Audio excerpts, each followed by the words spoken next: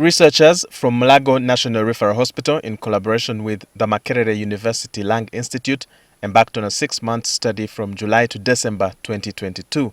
They interviewed 384 caregivers of children with severe pneumonia at Mulago Hospital to determine the reasons behind delays in seeking medical attention for the disease. They think that this cough is something that they can handle on their own initially.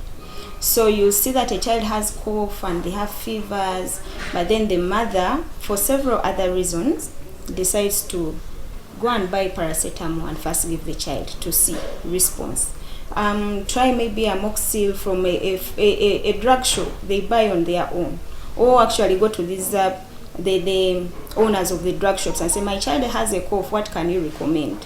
But these are not actually doctors. The research factored in variables such as the caregiver's income and the proximity of their residence to the hospital. So some would say, I actually do not have money for transport. I come from far. Going to Mulago means I have maybe to spend 10,000, but I can just get 1,000 by a strip of paracetamol. A concerning statistic emerged.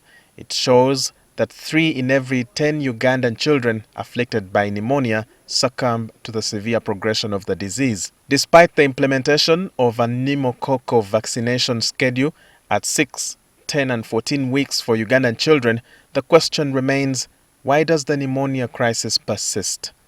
Some of those reasons are if the child's immunity is really bad, they've not been vaccinated, so we are trying to do something about that. Children who are infants, the really small ones, especially below 6 months, they tend to get affected way worse. Children who are malnourished, already your body is down, you're really wasting away, and then you end up with the pneumonia. It can end into a mortality like death. If a child has HIV, so those are the several reasons. For clarity, pneumonia is an acute respiratory condition where lungs primarily composed of small sacs named alveoli become inflamed. In healthy individuals, these alveoli fill with air during breathing.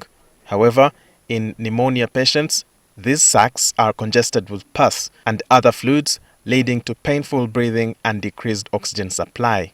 Mwesigye, NTV.